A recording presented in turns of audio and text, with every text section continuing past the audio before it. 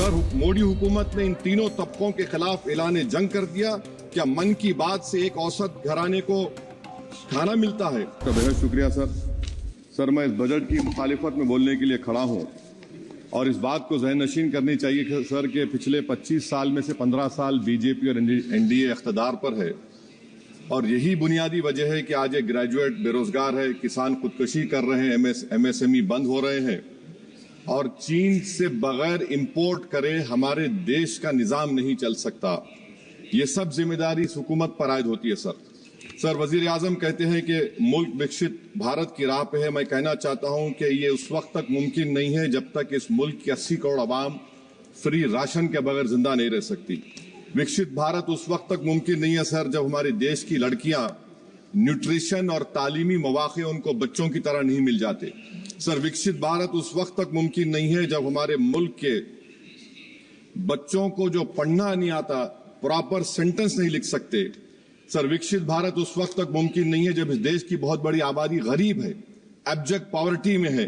विकसित भारत इस वक्त तक मुमकिन नहीं है सर जब देश के 15% मुसलमानों को तालीम से, रोजगार से, सियासत, इंतजामी और गवर्नेंस से मजहबी तासुब की बुनियाद पर खारिज कर दिया जाता है। सर, 2014 से रियल वेजेस में गिरावट आई है या स्टैग्नेशन हुआ है। हर साल 1.3% की कमी हुए, यानी हर साल वतन अजीज के शहरी गरीब होते हैं और बरसर इख्तिदार की जमात की दौलत में इजाफा होता है। 750 उन्होंने अपने नए पार्टी ऑफिस पूरे देश में खोले हैं और एक गरीब को पीएमएवाई में बगैर रिश्वत करप्शन के घर नहीं मिलता। सर, तनख्वाहों में कमी, गिरावट से सबसे ज्यादा नुकसान मुसलमान, दलित और आदिवासी को है क्योंकि इनमें सबसे ज्यादा गरीब हैं। सर, मोदी हुकूमत ने इन तीनों तबकों के खिलाफ ऐलान जंग कर दिया। क्या मन की बात से एक औसत घराने को खाना मिलता है? सर, वजीर आजम ने हालिया आवाम को, जनता को मशवरा दिया कि खाने के तेल में कमी करने से जिस्म का वजन कम होता है। सर, मगर इस हुकूमत के मोटापे का अंदाजा लगाइए कि 2014 और 22 से मोदी हुकूमत ने एडवर्टाइजमेंट के ऊपर 3,260 करोड़ रुपए खर्चा किए। तो मालूम हुआ कि देश के प्रधानमंत्री मोदी जी एक एग्जाम वॉरियर भी हैं और एक डाइट कोच भी हैं। सर, खाने के तेल का होलसेल प्राइस इंडेक्स 2014 में 104 था, 2022 में 182 हुआ, 2024 में 145 होता है। ये पॉलिसी हुकूमत किसके लिए बनाती है? गरीबों के लिए नहीं बनाती, हम जानते हैं।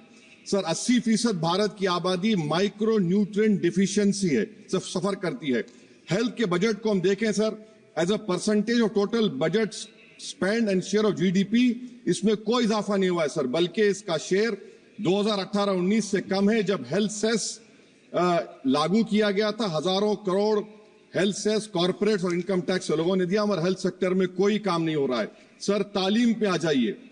इकोनॉमिक सर्वे जो रिसेंटली ले हुआ है इस हाउस में, जिसमें डेटा यह बताता है कि स्कूल रिटेंशन क्लास 1 to 10 63.8 और हायर सेकेंडरी में क्लास 1 to 12 45.6।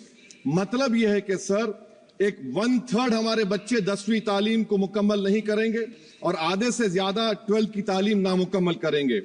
लगता है कि देश के प्रधानमंत्री इनको एग्जाम वॉरियर बनाने का जो नारा लगाते हैं, वो नहीं चाहते कि नौजवान तालीम याफ्ता बने, बल्कि सिर्फ चाहते हैं कि गरीब और मायूस नौजवान उनकी जलसों जनसभाओं में यहाँ शिरकत करें, उनके लिए जिंदाबाद के नारे लगाएं और खुद की जिंदगी और मुस्तकबिल को मुर्दा कर दें। सर, सच्चाई यह है कि हमारे नौजवानों का एक बहुत बड़ा तबका बेसिक मैथमेटिक्स पढ़ नहीं सकता और अपनी मादरी जबान में एक जुमला नहीं लिख सकता।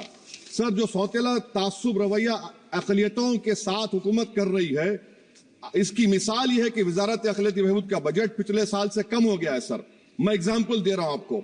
जो pre matric, post matric, MANF, free coaching, interest subsidy education loan है, एलोकेशन फॉर एजुकेशन एम्पावरमेंट में जबरदस्त कमी आई है। सर, पिछले साल 1575 करोड़ था सर, इस साल 678 करोड़ कर दिया गया है। सर, सेंट्रल सेक्टर की जो स्कीम्स है, जिसमें education, empowerment, skill development, PM विकास है, 2024 में 2120 करोड़ में से सिर्फ 770 खर्चा किए गए। सर, 2025-26 में उसको 1237 करोड़ कर दिया गया। सर, ये सरकार अक़लियतों को और खास तौर से मुसलमानों को मुकम्मल नजरअंदाज कर दी गई है।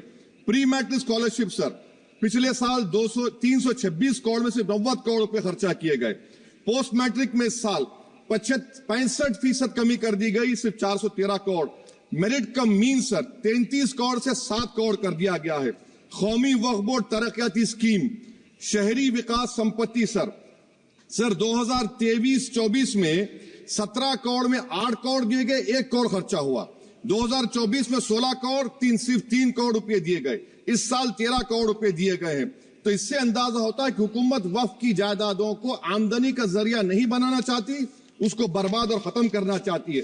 सर स्किल डेवलपमेंट में हमारी दोहर उस्ताद नई मंजिल बिल्कुल खत्म करके रख दिया। अब टेक्सटाइल इंडस्ट्री बर्बादी के दहाने पे आ गई सर। 2016 तक भारत में सबसे ज्यादा रेडीमेड गारमेंट्स हम एक्सपोर्ट करते थे, आज उसमें 14% कमी आई, बांग्लादेश हमसे आगे चला गया।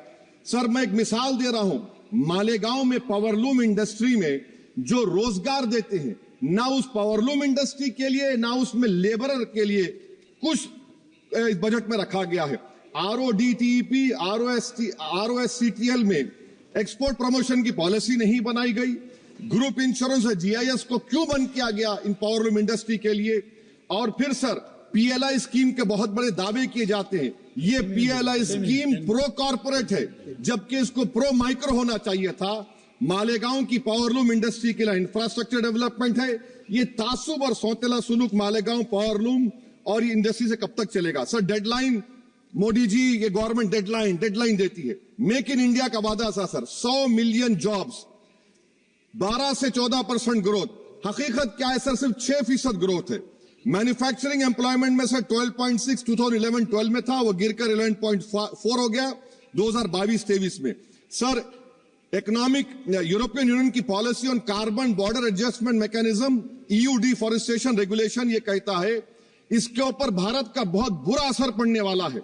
इकोनॉमिक सर्वे ये कहता है कि 9.5 बिलियन एक्सपोर्ट्स में कमी आएगी। क्या पॉलिसी है सरकार की? सर अनक्लेम डिपॉजिट्स देखिए सर 2023-24 में LIC में 3,70,000 maturity claims are lying unclaimed, 880 crore के। EPFO 23-24 में 8,500 crore is lying unclaimed in 21 lakh inoperative accounts. Is this being done deliberately to shore up the government supply? Why is the middle class being made bali ka bakra, sir?